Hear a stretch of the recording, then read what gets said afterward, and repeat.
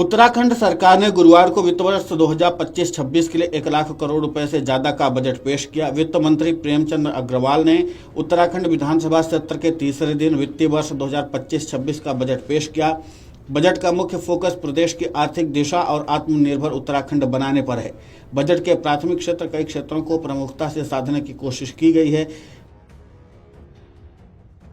इसमें धामी सरकार की तरफ से वित्त मंत्री प्रेमचंद अग्रवाल के जरिए बजट में पेश कृषि, उद्योग, ऊर्जा, अवसंरचना, संयोजकता, पर्यटन और आयुष पर खास फोकस किया गया है। खासकर ज्ञान मॉडल पर आधारित बजट ये रहा है। आपको बता दें कि ज्ञान मॉडल का मतलब होता है गरीब, युवा, अन्नदाता, नारी। इस पर सबसे ज्यादा फोकस रहा। उद्योग और स्टार्टअप के लिए बजट में खास प्रावधान किया गया है। एमएसएमई उद्योगों के लिए 50 करोड़ रुपए निर्धारित किए गए हैं। मेगा इंडस्ट्री नीति के लिए 35 करोड़ रुपए, स्टार्टअप उद्यमिता प्रोत्साहन के लिए 30 करोड़ रुपए, मेगा प्रोजेक्ट योजना के तहत 500 करोड़ रुपए निर्धारित किए गए हैं। जल संसाधन और सिंचाई बजट पर भी उत्तराखंड सरकार ने खासा ध्यान दिया है। जमरानी बांध के लिए 625 करोड़ रुपए निर्धारित किए गए हैं। सौंग बांध के लिए 75 करोड़ रुपए, लखवाड़ परियोजना के लिए 285 करोड़ रुपए, राज्यों के लिए विशेष पूंजीगत सहायता के तहत 1500 करोड़ रुपए, जल जीवन मिशन के लिए 1843 करोड़ रुपए, नगर पेयजल के लिए 100 करोड़ रुपए निर्धारित किए गए हैं।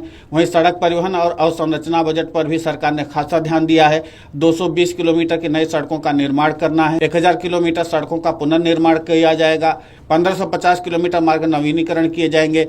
1200 किलोमीटर सड़क सुरक्षा कार्य है और इसके अलावा 37 नए पुलों का निर्माण होगा। पीएमजीएसवाई के तहत 1065 करोड़ रुपए निर्धारित किए गए हैं। बस अड्डों के निर्माण के लिए 15 करोड़ रुपए और नागरिक उड्डयन विभाग को 36 करोड़ 88 लाख रुपए निर्धारित किए गए हैं। पर्यटन और सांस्कृतिक विकास बजट पर भी सरकार ने खासा ध्यान दिया है। टिहरी झील विकास के लिए 100 करोड़ रुपए, मानसखंड योजना के विकास के लिए 25 करोड़ रुपए, वाइब्रेंट विलेज योजना के लिए 20 करोड़ रुपए, नए पर्यटन स्थलों के विकास के लिए 100 रुपए, चार धाम मार्ग सुधारीकरण के लिए 10 करोड़ रुपए निर्धारित किए गए हैं। पर्यावरण और सतत विकास बजट पर भी ध्यान दिया गया है। इकोलॉजी और इकोनॉमी का संतुलन बनाया जाएगा। सतत विकास लक्ष्यों को प्राप्त करने पर जोर होगा।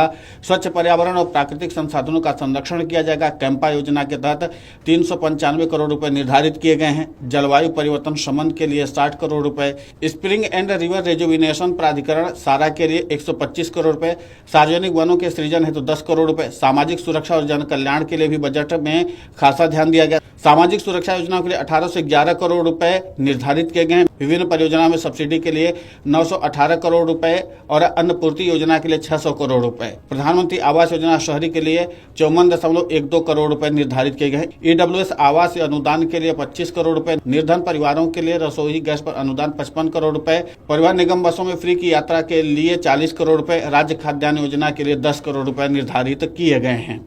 अंत्योदय राशन कार्ड धारकों को सस्ती दर पर नमक उपलब्ध कराने के लिए 34.36 करोड़ रुपए। कुल मिलाकर उत्तराखंड सरकार के बजट राज्य की समग्र आर्थिक उन्नति और समावेशी विकास को ध्यान में रखते हुए तैयार किया गया है। इसमें आधारभूत संरचना, पर्यावरण संरक्षण, पर्यटन, उद्योग, कृषि और सामाजिक कल्याण को प्राथमिकता दी गई है।